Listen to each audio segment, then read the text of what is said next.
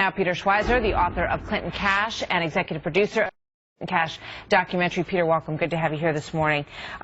Let's get right to this. So the accusation is that Terry McAuliffe had a PAC that gave about $500,000 to a state Senate candidate whose husband went on to be involved in the investigation into Hillary Clinton. But you know what the Democrats are saying, and that is that the timing is totally wrong, that the money went in before he was given that position.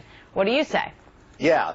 Well, I say that the issue of money and influence, you can get a payment before you take favorable action. You can get payment after a favorable action. Look, this is ultimately an issue for the FBI. We can't know what Terry McAuliffe's ultimate motive was, although I'm pretty suspicious of it.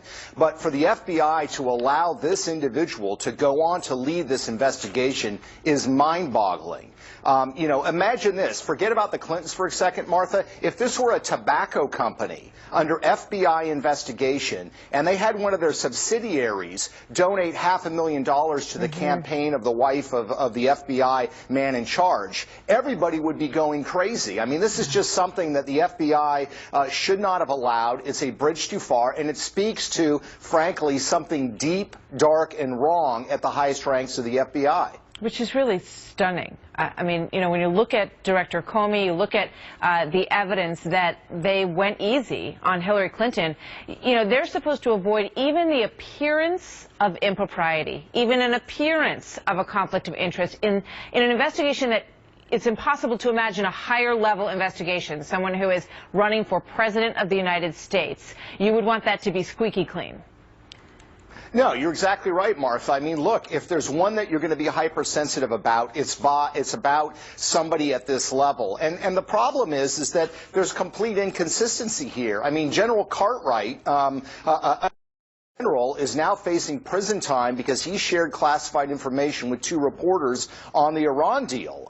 And he should. I mean, he violated the law. The problem is the aggressiveness with the FBI went after him as opposed to Hillary Clinton is mind-boggling, and it speaks to the fact that perhaps General Cartwright's biggest crime was that he didn't have the right political connections at the FBI, because there's no other way to explain the inconsistencies between these 2 cases, going light on Hillary Clinton and going aggressively after General Cartwright. There really isn't. When you look at the 2 main tenets of it, which is sharing classified information or letting it be in a place that was unsafe, and you look at lying to FBI investigators, which many people believe Hillary Clinton did as well, totally different treatment. He may have 5 years in prison.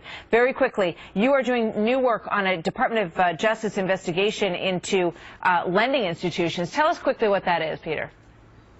Well, basically, the Obama Justice Department has gone after financial institutions because of financial crimes. But instead of that money just going to the victims of those crimes, they have diverted more than $600 million to progressive left-wing groups that are working to get out the vote for this election. It's a massive politicization of the Department of Justice and what they're doing on dealing with financial crimes. All right. We'll get you back to have more on that. Thank you, Peter. Interesting stuff. So Donald Trump put